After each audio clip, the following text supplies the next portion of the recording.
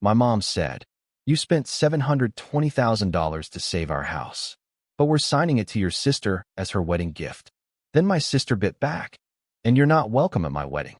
I smiled and uttered, "Dad, shall I inform them, or will you?" His fork fell, and that was simply the start. A week on, her dream day shattered. My phone blasted with 60 missed calls.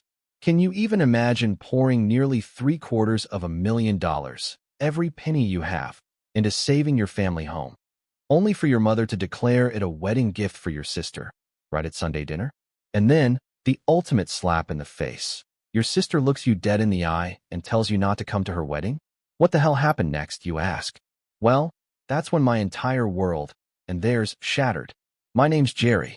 I'm 36, the oldest kid, and, yeah, I'm that orthopedic surgeon everyone in my family calls when a knee pops or a shoulder clicks. I fix rotator cuffs, mend hip fractures. It's what I do. And honestly, I'm good at it. For years, I was the steady one, the insurance policy, the person who just showed up when something broke. But that particular Sunday dinner, it felt different. The roast chicken was perfectly cooked, the sweet wine flowed, but the air was thick with a script my mom had clearly written in advance. Dad just poked at his plate, like those peas held all the universe's secrets. My sister, Emma, 28, who had always been the golden child, kept subtly flashing her engagement ring, letting it catch the light, a silent declaration of her impending reign. Mom didn't clear her throat. She didn't soften anything. She just laid her napkin down like a judge setting her gavel and dropped the bomb. "I know you spent $720,000 to save our house, Jerry, but we are signing it over to your sister as a wedding gift." The room actually shifted. I swear I could hear the AC kick on, the ice machine in the fridge humming a cold, indifferent tune. Emma, my little sister, smirked, leaned back, and then twisted the knife. "Oh, and don't bother coming to the wedding. It's really just for immediate family and people who don't make everything about themselves." My fork hovered over my mashed potatoes. My pulse hammered in the handle, a frantic beat against the cool metal. I looked at her. I smiled. It wasn't warm. Not by a long shot. "Dad," I said, keeping my voice unnervingly even, a surgeon's calm before the first incision. "Should I tell them, or will you?" His fork clattered. It hit the porcelain with a small, honest sound, stark in the sudden silence. Mom's frown deepened. "Tell us what?" she demanded, her voice tight. Emma's eyes widened, a performance of pure, innocent confusion. "What is this, Jerry? Another lecture?" I watched my dad's jaw clench, the muscles fluttering. He stared at the table, refusing to meet my gaze. The silence in that room had weight, pressing down on all of us. "Nothing," he finally mumbled, too fast. "There's nothing to tell." "Okay," I said, sliding my chair back, the scrape a loud protest. "Then I'll tell it." That was the first crack. The night didn't end there, of course. It was just where the mask started to slip. I grew up in that house, the one with the warped porch step and the azalea bushes my grandfather planted decades ago. Dad worked at the auto parts warehouse until his back gave out, worn down. Mom did everything and nothing. PDA with church bake sales, and the kind of gossip that sounds like concern but really just tears people down. Emma was the prodigy. Piano lessons, speech team, a trail of ribbons on the corkboard in the hallway, a constant reminder of her brilliance. I was the kid with flashcards and calluses on my hands from scrubbing dishes at the diner after school. Medicine wasn't some grand calling for me. Pre-med meant 2 jobs, a busted Honda with no heat, and a coffee addiction that probably shaved years off my life. In residency, I slept in call rooms that smelled like bleach and fear. My first year as an attending, mostly bones and budgets.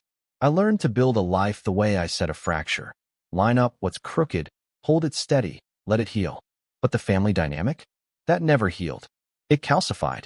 Mom's favorite line, the one that resonated through my entire childhood, was always, "We raised you. You owe us." And it changed shape depending on the bill. Property taxes, the new roof, Emma's tuition, Emma's car insurance, the emergency plumber who turned out to be a cousin who did us a favor. Every ask came with a backhanded compliment I was supposed to swallow like bitter medicine. "You're so successful now, Jerry. It's nothing to you." Dad never asked. He just looked tired. When the warehouse let him go, he stopped meeting my eyes. He started calling me Doc, like it was a joke that didn't quite land, a reminder of what he perceived as my elevated status, my distance from him. Emma, she never asked either. She demanded, Venmo me for the LSAT class. It's basically investing in the family. You want a lawyer in the family, right? When she didn't get into law school, the story changed. Okay, MBA, better. Then, when she dropped out, it changed again. Wedding planning is a full-time job.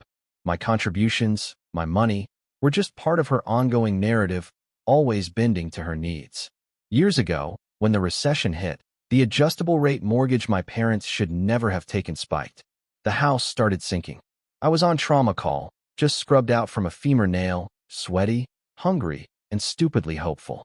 Mom called, her voice thick with tears. They'll take our home, Jerry. Your father will die if he has to move. I'll fix it, I said. Just like that. I wired the money. Not all at once. Not one lump sum of $720,000. It was a drip of crises. First to stop the foreclosure sale. Then to clear the liens. Then to pay off a second mortgage I didn't even know existed. Sheriff's sale date, hey. Contractor lien, hey. Delinquent taxes, hey. Every transfer was meticulously labeled in my bank app. I took screenshots the way we take intra-op fluoros, proof of alignment. My thumbs learned the rhythm of my bank's two-factor code. At first, there were acknowledgments. Mom texted heart emojis and photos of the azaleas blooming. Dad sent a thumbs up. Emma even posted a selfie on the porch. Home sweet home. Family forever. No tag, no credit for me. The credit came in other ways. Shifts I didn't take, vacations I canceled. A ring I didn't buy for a woman who eventually got tired of me choosing drama and left. My colleagues joked about my mystery mortgage.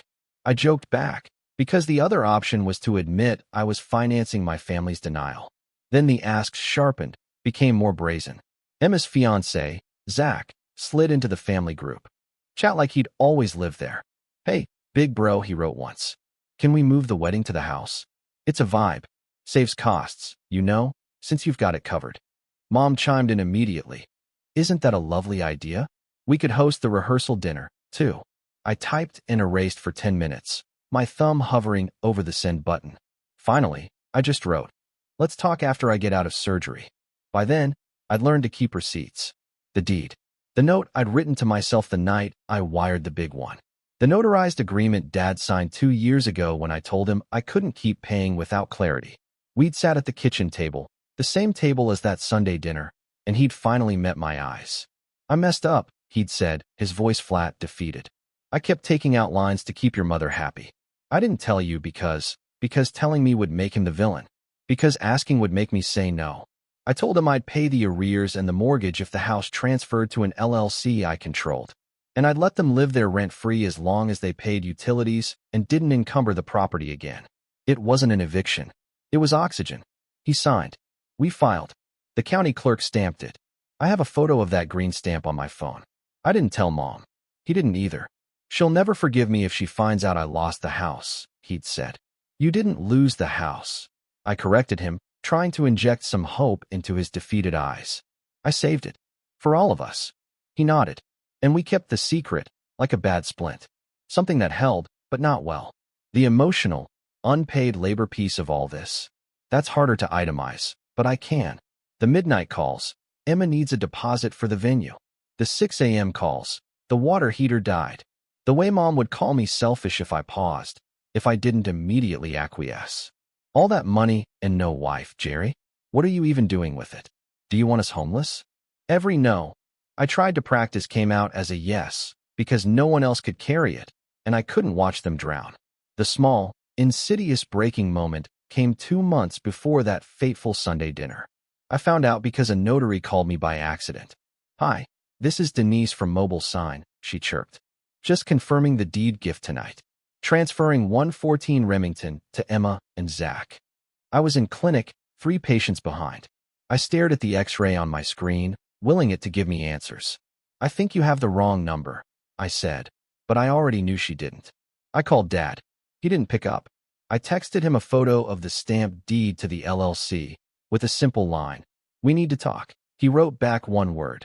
Tonight. We sat in the garage, his sanctuary, the place he hides to smoke cigars when Mom's mad. He couldn't look at me. She wants it, he mumbled. She said you'd understand, that you'd be happy for your sister. It's not yours to give, I said, my voice dangerously low. He rubbed his forehead. You'll make this ugly if you tell her. You already made it ugly, I retorted, the words sharp, by keeping her in the dark. He didn't answer, so I waited. I let him decide if he'd tell Mom the truth. He didn't. He let her build her grand gift in her head, like a gazebo. He let Emma pick wallpaper on Pinterest. He let Zach measure the backyard for a tent. And then, Mom invited me to dinner to announce the present I was supposed to applaud. Mom's voice had that brittle brightness. It's symbolic, Jerry. Family continuity. Your grandfather left this house to us, and now we pass it to your sister. That's how families work. Emma crossed her arms, a smug look on her face. It's not like you need a house, Jerry. You practically live at the hospital. Zach just shrugged, like a man watching a game from his couch. We'll take good care of it, bro. I didn't say a word. I just pulled out my phone. I opened the photos, the album I'd labeled House. It was filled with scans, records, wire confirmations. I put the phone on the table, right between the salt shaker and the pepper grinder. The first photo, the county record. Remington Place deed. Recorded grantee, our home, LLC. The second, the notarized occupancy agreement. The third, the bank transfers. April 4th, $185,000. June 19th, $152,000. September 1st, $210,000. A stack of smaller ones, like stitches holding something broken together. Mom blinked at the screen, then up at me, her face losing its color. What is this? The reality, I said. I paid. I recorded the deed. Dad signed an occupancy agreement. The house is in an LLC. I own the LLC. You live here rent-free. You don't get to give it away. Emma laughed. Too loud, too sharp. That's fake.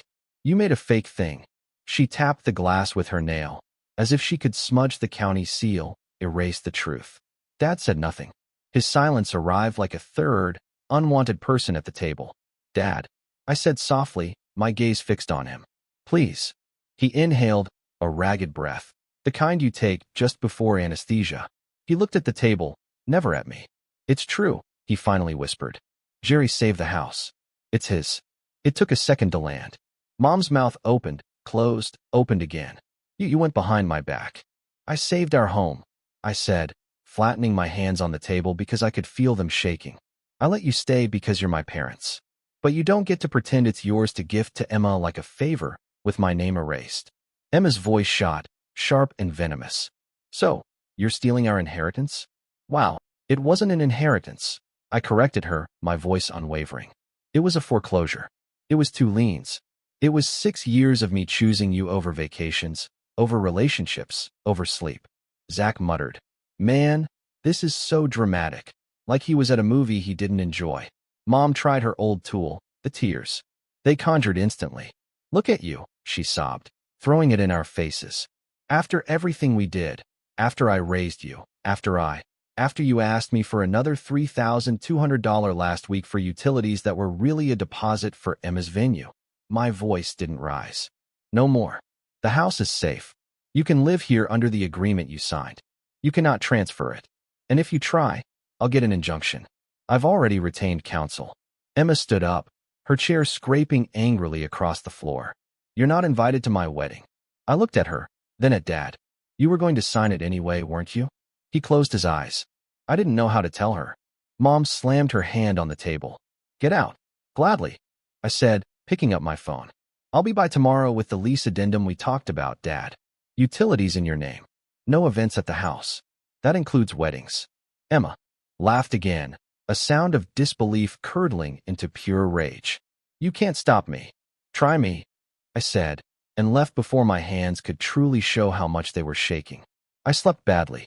It felt like post-op when a simple case bleeds, and you don't see it until recovery. I kept replaying the dinner, the sound of Dad's fork hitting the plate. I kept thinking about the girl I didn't marry because there was always some new family emergency, some new crisis I had to solve. The family group chat lit up. Mom, you made your father sick. Emma, you're unhinged. Zach's parents, how they got my number, I don't know. Your son is abusive. Zach himself, lawyers, LOL. Dad sent nothing. Just the silence again. I drove to the house the next day with the lease addendum and a bag of bagels, because I'm ridiculous like that. Dad met me in the driveway, hands in his pockets, looking like a kid caught shoplifting. She won't sign, he said, avoiding my eyes. She says it's an insult. It's a boundary, I countered. Utilities, no events. If you want to keep living here, you follow the rule we set 2 years ago. He nodded, then squinted at the paper like the words kept moving. She's planning the rehearsal dinner for the backyard, he confessed. She says you can't stop a family celebration. I can, I said, the words coming out colder than I intended. And I will. Mom opened the door just then. She took one look at me and said, "No solicitors," before shutting it again. Dad winced. I didn't leave the paper. I emailed it instead. I CC'd the attorney who'd filed the deed. And then, I turned off autopay on their cable and the catch-all family card I'd stupidly let Emma use for emergencies. I kept the mortgage handled because it was mine now, but I cut the pipeline everyone assumed was infinite. The next week was quiet, except for the hum of my own thoughts. Emma posted bridal shower photos, grateful for my tribe. Mom posted a Bible verse about forgiveness with a caption that wasn't subtle. Some sons repay love with cruelty. Then came rehearsal week scramble. A stranger called me from a 917 number. "Hi, is this the owner of 114 Remington?" The voice asked. "I'm from Evergreen Tents. We're just confirming lawn stakes. We'll be there Friday at 9 o'clock. Cancel, I said, without a beat. No events. The tenants are not authorized to schedule rentals. If you need documentation, email me. I gave him the address. 10 minutes later, I sent the signed occupancy agreement. I CC'd Dad. I did not apologize. Emma called immediately. I let it go to voicemail. She texted, "You petty little man. You're ruining my wedding. Then, you owe me. You owe us. Then, I swear on everything, you will regret this." I went for a run and silenced my phone. At mile 3, a resident paged me about a tibial plateau. At mile 4, the sky looked like rain. The rehearsal day came. No tents arrived. Emma posted a story of the backyard with a caption, "Haters can't stop love." They'd strung cafe lights instead. Fine. The lease said, no events over 20 people. They had 32. I counted in the video. I did not send a notice. I am not a monster. I am a man who finally understands the difference between holding a boundary and scoring a point. Wedding day, Saturday. The plan, from what Emma had bragged about, was church at noon, photos at our childhood home. My stomach turned at that phrasing, then a downtown venue. At 11:30 a.m., I scrubbed out of a quick wrist surgery. My phone buzzed, then buzzed again, then went static with vibration. I set it face down and checked the op note. When I flipped it, the screen read like a slot machine. Mom, Mom, Mom, Dad, unknown, Emma. 12 missed calls became 21, then 49, then 60, stacked like dominoes. I didn't answer. I'm not proud. I just didn't. A text preview slid across the top. Mom, Jerry, please answer. Police are here. Another from Dad. It's about the house. Please. My chest went cold. I stepped into the hall and called Dad. He picked up on the first ring, breathing like he'd run a marathon. "She called the cops," he said, without a hello. "On you." "What?" She told the photographer the house was hers. The photographer set up in the living room. The neighbors complained about the cars on the lawn again. The patrol came. They asked who owned the property. Emma said we did. Mom said we did. I finally said your LLC did. The officer asked for proof. Emma told him you were lying to ruin her day. He called dispatch. They pulled the county record. And, well, now there's an officer here saying the homeowner says no photos, no event, unless the owner permits. The officer wants to talk to you. There are moments in surgery where you have 30 seconds to decide, and that decision determines everything. Plate or nail. Cast or cut. This felt like that. I'm not coming, I said. Tell the officer he has my email. I'll send him the occupancy agreement and a written note allowing you and Mom to live there and have up to 20 guests as agreed. No commercial shoots. No wedding parties. That was always the rule. He can enforce it if the crowd exceeds that. Jerry, Dad whispered, shame and relief tangled in his voice. I'm sorry. I wrote the email. 2 PDFs attached. I CC'd Dad. I hit send. Then I turned my phone back over and went to see my post-ops, because bones do not wait for family drama. At 3:12 p.m., Emma texted me a photo of her in her gown, sitting on the curb in front of the house. Mascara running, middle finger up. You ruined this. I looked at her face, the girl who used to fall asleep on my shoulder during thunderstorms, and I felt something painful and clean. I typed. I didn't ruin anything. I told the truth and enforced a boundary. You chose a lie and an audience. No reply. That night, Dad called again. They started late, he said, his voice softer. They moved photos to the church. It was tense. Your mother didn't talk to me for 2 hours. Zach's parents said we're ungrateful. Emma says she never wants to see you again. A pause. The officer asked if I wanted a copy of the county record. I said yes. I think I needed to see it in my hands. I'm sorry it was today, I said. I'm sorry it had to be at all, he replied. I slept like I hadn't in years. A week later, the azaleas were still blooming. The cafe lights were still up, swinging a little in the wind. I pulled into the driveway, not to fight, not to gloat, but to drop off a manila folder labeled simply, "What living here means." Mom didn't answer the door. Dad did. He looked older, but lighter, as if putting down the suitcase of a lie can actually make you taller. He led me to the kitchen. No roast chicken, no stage. Just coffee. He poured 2 cups and pushed one toward me. She thinks you humiliated her, he said. She says you made a scene. I didn't show up, I said, and smiled, this time with a genuine, if humorless, edge. That was the point. He nodded. I told her the truth. Humiliated us, not you. The folder held the same things as the email. The occupancy agreement, a simple lease for $1 a year, because I'm dramatic like that, and a 1-page list. Utilities in their name. Lawn care, their responsibility. No events over 20 guests. No alterations without consent. No liens, no loans, no signatures on anything with the address unless I signed 2. Consequences clear, 2 written warnings, then termination of occupancy. Not threats. Boundaries. I can't sign for her, Dad said, looking at the papers. I'm not asking you to, I said. I'm asking you to sign for you. He did. The pen shook slightly. I didn't comment. When I stood to leave, Mom appeared in the doorway, arms folded. You're proud of yourself, she said, her voice dripping with accusation. No, I said. I'm done with myself, with who I become in this house. An ATM with a stethoscope. She scoffed. You'll regret this when we're gone and there's no family left. I'll regret not stopping sooner. I told her, my voice clear and steady. I'll regret the years I missed because I was on hold for a plumber who wasn't real. I don't regret telling the truth. Emma didn't reach out. Zach unfriended me like we were in high school. My phone, strangely, was quiet. In that silence, I noticed things. The morning light in my apartment. The taste of coffee I didn't gulp between calls. Laughter with colleagues that wasn't weight-bearing, wasn't burdened by unspoken family obligations. I started saying no at work. 2. Stopped taking every open call to help out. I saw a movie on a Tuesday.